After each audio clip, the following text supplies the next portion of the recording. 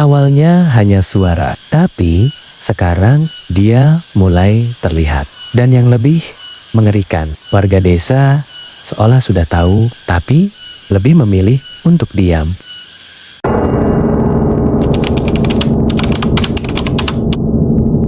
Assalamualaikum warahmatullahi wabarakatuh. Halo teman-teman, kembali lagi di channel Pena Hitam Story. Sebelum kita lanjut ke cerita berikutnya, kita akan sedikit mengulas kembali apa yang terjadi di part sebelumnya. Teror di desa Kertawangi mulai terasa semakin nyata. Sena tidak hanya merasakan kejanggalan, tapi juga mulai mendengar suara yang memanggil namanya. Suara yang bahkan meniru ibunya sendiri. Tidak berhenti di situ. Sosok mengerikan tanpa kepala mulai menampakkan diri. Muncul dari kejauhan, seolah perlahan mendekat tanpa bisa dihentikan. Di sisi lain, warga desa ternyata menyimpan sesuatu yang selama ini mereka tutupi. Sebuah ritual sesajen yang dilakukan di Sungai Wiara. Bukan sebagai kepercayaan, tapi karena rasa takut terhadap sesuatu yang mereka tahu. Dan dari semua kejadian itu, satu hal mulai terasa jelas, bahwa apa yang ada di Sungai Wiara bukan lagi hanya sekadar penunggu, melainkan sesuatu yang sudah mulai bangkit. Oke, tanpa perlu berlama-lama, kita langsung saja lanjut ke ceritanya. Sejak penemuan mayat di Sungai Wiara, Desa Kertawangi tidak pernah kembali seperti semula. Meskipun dari luar semuanya terlihat tetap berjalan seperti biasa. Warga masih beraktivitas seperti hari-hari sebelumnya. Pintu-pintu rumah masih terbuka di pagi hari. Dan beberapa orang masih terlihat menyapu halaman atau membawa hasil kebunnya. Namun, ada sesuatu yang berubah dari cara mereka bergerak. Dari cara mereka berbicara, bahkan dari cara mereka saling memandang. Tidak ada lagi yang berani berdiri terlalu lama di luar rumah ketika matahari mulai turun. Tidak ada yang membiarkan anak-anak bermain hingga senja. Dan yang paling terasa adalah bagaimana setiap percakapan selalu berhenti tiba-tiba. Ketika seseorang menyebut sesuatu yang berkaitan dengan sungai, nama itu memang tidak selalu diucapkan. Namun, kehadirannya sangat terasa di setiap sudut desa. Di dalam rumahnya, Sena mulai merasakan perubahan yang tidak bisa ia jelaskan. Bukan sesuatu yang terlihat jelas, melainkan sesuatu yang perlahan merayap masuk ke dalam pikirannya. Sejak pagi, setelah kejadian itu, Sena merasa seperti tidak sendirian. Bahkan ketika ia berada di dalam rumah yang tertutup rapat. Perasaan itu tidak datang dalam bentuk ketakutan yang tiba-tiba, melainkan seperti ada sesuatu yang terus memperhatikannya dari kejauhan, menunggu momen yang tepat untuk mendekat. Sena mencoba mengabaikannya, mencoba kembali melakukan hal-hal biasa seperti menggambar atau membantu ibunya. Namun pikirannya selalu kembali ke arah yang sama, ke arah Sungai Wiara yang sejak kecil selalu dilarang untuk ia dekati. Marlina menyadari perubahan itu lebih cepat dari yang Sena sadari sendiri. Ia melihat bagaimana anaknya menjadi lebih sering diam, lebih sering melamun. Dan yang paling membuat Marlina gelisah adalah bagaimana pandangan Sena sesekali mengarah keluar rumah tanpa ada alasan yang jelas. Tidak ada lagi pertanyaan dari Sena tentang sungai itu. Tidak ada lagi rasa penasaran yang Sena tunjukkan secara terbuka. Namun justru itulah yang membuat Marlina semakin takut. Karena Marlina tahu, ketertarikan yang tidak diucapkan seringkali jauh lebih berbahaya daripada rasa ingin tahu yang terlihat. Hari itu berjalan lambat, seolah waktu sengaja ditarik lebih panjang dari biasanya. Hujan kembali turun menjelang sore. Tidak deras, namun cukup untuk membuat suasana semakin lembab dan berat. Sena duduk di dalam rumah, mencoba menggambar lagi di atas kertas yang sama seperti sebelumnya. Namun tangannya tidak lagi bergerak bebas. Setiap garis yang ia buat terasa seperti diarahkan oleh sesuatu yang tidak terlihat. Tanpa disadari, bentuk yang muncul di kertas itu kembali sama seperti sebelumnya. Garis-garis panjang yang melengkung seperti aliran air yang tidak pernah berhenti. Sena berhenti sejenak menatap gambar itu, dan untuk pertama kalinya, ada perasaan aneh yang muncul dari dalam dirinya. Bukan sekadar rasa ingin tahu, melainkan sesuatu yang lebih dekat dengan pengenalan. Seolah ia pernah melihat bentuk itu sebelumnya. Sore berganti malam, dengan cepat. Seperti biasa, desa itu kembali tenggelam dalam keheningan yang terasa lebih pekat dari gelap itu sendiri. Marlina memastikan semua pintu dan jendela tertutup dengan rapat. Sesuatu yang ia lakukan setiap malam tanpa pernah terlewatkan. Lalu duduk tidak jauh dari Sena yang mulai terlihat mengantuk. Kakek Warta kembali terbaring di sudut ruangan. Napasnya terdengar lebih berat dari biasanya. Namun kali ini kakek Warta tidak mengigau. Justru itulah yang membuat suasana terasa lebih aneh. Karena keheningan dari tubuhnya terasa tidak wajar. Ketika lampu minyak mulai meredup, Sena akhirnya tertidur di lantai dengan kertas gambar yang masih berada di sampingnya. Marlina tidak langsung memindahkannya. Ia hanya duduk diam sambil menatap anaknya, memastikan semuanya baik-baik saja. Namun beberapa saat kemudian, sesuatu yang sangat pelan mulai terdengar di dalam rumah itu. Begitu pelan, hingga hampir tidak bisa dibedakan dari suara hujan di luar. Sena.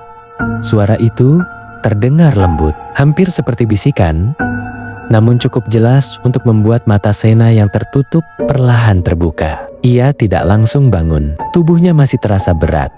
Namun pikirannya perlahan mulai tersadar. Sena menoleh sedikit, mencoba mencari sumber suara itu. Namun, yang ia lihat hanyalah ruangan yang sama seperti sebelumnya. Gelap, sunyi, dan tidak ada yang berubah.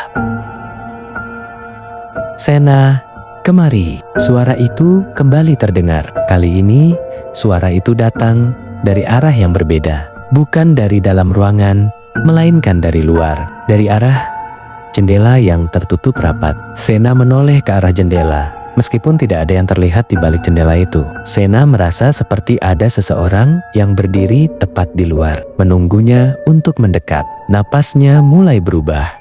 Bukan karena takut, melainkan karena sesuatu yang lain. Sesuatu yang membuat tubuhnya bergerak tanpa ia sadari. Sena berdiri perlahan, langkahnya ringan, hampir tidak mengeluarkan suara. Marlina yang sejak tadi duduk diam, akhirnya menyadari pergerakan itu. Dan ketika Marlina melihat Sena berjalan menuju jendela dengan ekspresi kosong, jantungnya langsung berdegup lebih cepat. Sena, panggilnya pelan. Namun, Sena tidak berhenti. Tangannya mulai terangkat, menyentuh permukaan jendela yang dingin. Untuk sesaat, Sena merasa seperti ada sesuatu di sisi lain yang juga menyentuhnya dari dalam kegelapan. Sena, suara itu kini terdengar sangat jelas. Dan kali ini, itu bukan suara ibunya. Marlina berdiri dengan cepat dan menarik tubuh Sena menjauh dari jendela, memeluknya erat, seolah ia hampir kehilangan sesuatu yang tidak bisa ia gantikan. Jangan dengar itu, suara Marlina bergetar. Untuk pertama kalinya, ketakutan yang selama ini Marlina sembunyikan akhirnya benar-benar terlihat tanpa tersisa. Sena terdiam dalam pelukan ibunya. Napasnya tidak teratur. Meskipun Sena tidak sepenuhnya mengerti apa yang baru saja terjadi, satu hal mulai terasa jelas baginya, bahwa suara itu bukan sekadar suara biasa. Beberapa saat setelah itu, suasana kembali sunyi. Namun keheningan itu tidak lagi terasa sama. Ada sesuatu yang tertinggal di dalam rumah itu. Sesuatu yang tidak bisa dilihat, namun bisa dirasakan dengan sangat jelas. Marlina tidak melepaskan pelukannya. Sementara Sena hanya diam, mencoba memahami apa yang baru saja ia dengar. Namun teror itu belum berhenti. Ketika Sena akhirnya berani mengangkat kepalanya dan melihat ke arah jendela, Sena melihat sesuatu yang membuat tubuhnya langsung kaku. Di permukaan kaca yang sedikit basah karena embun, ada bayangan yang tidak seharusnya ada di sana. Bayangan itu tidak bergerak seperti bayangan manusia pada umumnya, tidak mengikuti arah cahaya. Dan yang paling mengerikan adalah bentuknya yang tidak lengkap. Itu adalah sosok perempuan tanpa kepala, dengan noda darah di area lehernya yang menjalar hingga baju lusuhnya. Sena tidak berteriak, tidak langsung bereaksi, karena tubuhnya seolah tidak mampu merespons apa yang dilihatnya. Sena hanya menatap, dan dalam beberapa detik yang terasa sangat panjang, bayangan itu perlahan memudar, seolah ditelan oleh kegelapan di balik jendela. Marlina yang melihat perubahan ekspresi anaknya langsung menoleh. Namun saat Marlina melihat ke arah yang sama, Tidak ada apa-apa di sana, hanya jendela yang gelap dan pantulan samar dari dalam rumah. Namun Marlina tahu sesuatu telah terjadi. Sesuatu yang selama ini ia takutkan akhirnya mulai mendekat. Di luar sana, hujan kembali turun. Sungai Wiara tetap mengalir dengan tenangnya yang tidak wajar, seolah tidak peduli dengan apa yang baru saja terjadi di dalam rumah itu. Namun di balik permukaannya yang tenang, sesuatu telah mulai bergerak lebih dekat. Sejak malam, ketika suara itu pertama kali memanggil Sena, tidak ada lagi yang terasa sama di dalam rumah itu. Meskipun secara kasat mata, tidak ada yang berubah. Marlina menjadi jauh lebih waspada, bukan hanya terhadap apa yang terjadi di luar, tetapi juga terhadap setiap gerakan kecil yang dilakukan anaknya sendiri. Marlina tidak lagi membiarkan Sena berada sendirian terlalu lama, tidak lagi membiarkannya mendekati jendela. Bahkan, sekadar berdiri terlalu lama menghadap ke arah luar rumah pun sudah cukup untuk membuatnya gelisah.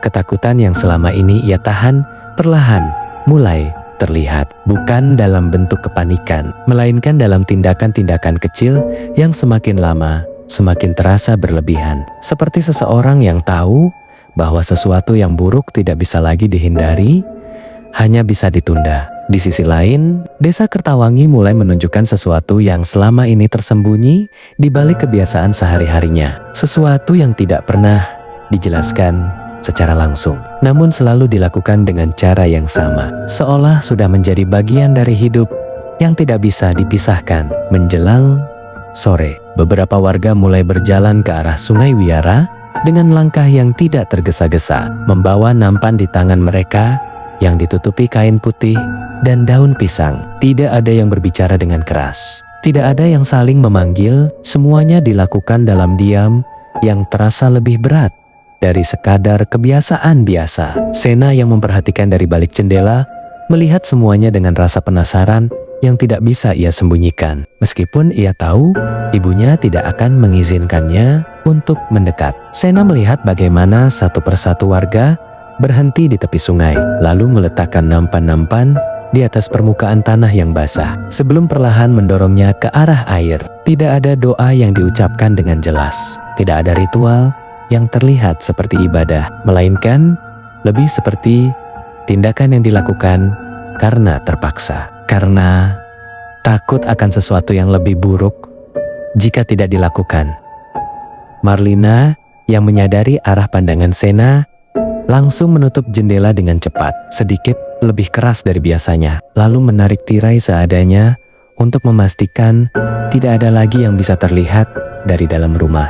"Jangan lihat itu," ucap Marlina pelan namun tegas. Dan kali ini suaranya tidak hanya mengandung larangan, tetapi juga keputusasaan. Sena tidak menjawab, namun pikirannya sudah dipenuhi oleh apa yang ia lihat, oleh cara warga desa memperlakukan sungai itu bukan sebagai tempat biasa. Malam datang dengan cepat. Suasana di dalam rumah menjadi semakin berat seiring dengan turunnya gelap. Hujan kembali turun, menghantam atap rumah dengan suara yang cukup keras untuk menutupi hampir semua suara lain. Namun justru di balik suara hujan itu, sesuatu yang lain mulai terasa. Sesuatu yang tidak bisa didengar dengan telinga, namun cukup jelas untuk dirasakan oleh mereka yang tahu harus memperhatikannya. Kakek Warta yang sejak tadi terbaring diam mulai menunjukkan tanda kegelisahan. Tubuhnya bergerak pelan, napasnya berubah menjadi lebih cepat, dan untuk beberapa saat ia terlihat seperti seseorang yang sedang berusaha melawan sesuatu dari dalam dirinya sendiri. Marlina yang melihat itu langsung mendekat, mencoba menenangkannya. Namun sebelum ia sempat menyentuh tubuh tua itu, suara pelan keluar dari mulutnya. "Dia belum selesai." Marlina terdiam. Sena yang berada tidak jauh dari sana ikut menoleh. Matanya mulai dipenuhi rasa takut yang perlahan tumbuh sejak beberapa hari terakhir. Dia tidak mau lagi diberi seperti itu. Dia ingin lebih dari itu. Suara kakek Warta terdengar semakin berat, dan setiap kata yang keluar terasa seperti sesuatu yang membawa makna yang tidak ingin mereka dengar. Marlina langsung mengguncang tubuh kakek Warta, mencoba menghentikan apa yang sedang terjadi. Namun kakek Warta tiba-tiba membuka matanya dengan lebar, menatap lurus ke arah langit-langit. Namun, jelas bukan itu yang ia lihat. Pandangannya kosong, namun penuh ketakutan. Seperti seseorang yang sedang melihat sesuatu yang tidak bisa dijelaskan. Air itu bukan lagi tempatnya. Dia sudah keluar. Kalimat itu menggantung di udara. Dan untuk beberapa detik, tidak ada yang bergerak. Marlina menarik napas dalam-dalam, mencoba menenangkan dirinya sendiri. Namun, jantungnya berdegup jauh lebih cepat dari yang bisa ia kendalikan. Marlina menoleh ke arah Sena, memastikan anak itu masih berada di tempatnya. Masih aman, dan masih dalam jangkauannya. Namun sesuatu di dalam dirinya mengatakan bahwa apa yang baru saja ia dengar bukan sekadar igauan biasa, bukan sekadar mimpi buruk dari seorang lelaki tua yang sakit-sakitan. Di luar rumah, suara hujan mulai mereda. Namun, keheningan yang muncul setelahnya justru terasa lebih menekan. Tidak ada suara angin, tidak ada suara serangga malam, bahkan suara air yang biasanya mengalir pun terasa menghilang. Seolah seluruh desa menahan napas dalam waktu yang bersamaan. Dan di saat itulah Sena kembali merasakannya, perasaan yang sama seperti sebelumnya. Perasaan seperti ada yang memanggil. Namun kali ini bukan hanya suara. Sena melihatnya dengan jelas. Dari celah kecil di antara tirai yang tidak tertutup sempurna, Sena melihat ke arah luar rumah, ke arah gelap yang hanya diterangi sedikit cahaya dari langit yang tertutup awan. Dan di sana, di kejauhan, tepat di arah yang mengarah ke Sungai Wiara, Sena melihat sosok itu berdiri. Meskipun jaraknya cukup jauh, ada sesuatu yang membuat Sena yakin bahwa sosok itu sedang menghadap ke arahnya. Namun, yang paling membuatnya tidak bisa bergerak bukanlah keberadaan sosok itu sendiri, melainkan fakta bahwa sosok itu benar-benar tidak memiliki kepala. Hanya badan yang berdiri tanpa kepala. Dan dari area lehernya mengeluarkan tetesan darah yang terus menetes mengenai baju lusuhnya. Sena tidak bersuara, tidak memanggil ibunya, karena tubuhnya seolah tidak lagi berada di bawah kendalinya sendiri. Sena hanya menatap dengan kaki yang gemetar hebat. Untuk sesaat, Sena merasa seperti jarak di antara mereka bukanlah sesuatu yang nyata. Seolah jika ia melangkah sedikit saja, ia akan langsung berada di hadapan sosok itu. Dan dalam keheningan, sosok itu mulai bergerak sedikit lebih dekat dari sebelumnya. Seolah tidak terikat oleh jarak seperti manusia. Sena tersentak, mundur satu langkah.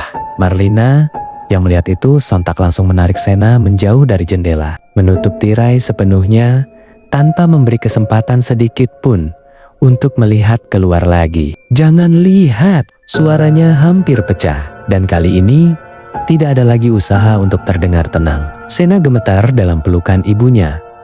Napasnya tidak teratur. Sena benar-benar merasa takut, bukan karena cerita, bukan karena larangan, melainkan karena apa yang ia lihat sendiri dengan matanya. Selesai. Itulah lanjutan cerita di part kali ini. Teror di desa Kertawangi kini sudah mulai terasa semakin dekat. Bukan hanya sekadar gangguan, tapi sesuatu yang sedang mengincar. Sena bukan lagi sekadar mendengar, tapi sudah mulai melihat. Dan apa yang muncul jelas bukan sesuatu yang bisa dijelaskan dengan logika. Di sisi lain, ritual yang dilakukan warga justru menimbulkan pertanyaan besar. Apa sebenarnya yang coba sembunyikan? Dan kenapa semua itu harus dilakukan? Menurut kalian, bagaimana kelanjutan dari cerita ini? Silahkan tulis komentar kalian di kolom komentar yang ada. Semua jawabannya akan mulai terungkap di part berikutnya. Jadi pastikan kalian tidak melewatkan kelanjutan cerita ini. Terus dukung channel ini dengan cara like, share, dan subscribe, supaya channel ini bisa terus menghadirkan cerita-cerita horor lainnya yang lebih menegangkan. Saya pamit undur diri. Wassalamualaikum warahmatullahi wabarakatuh.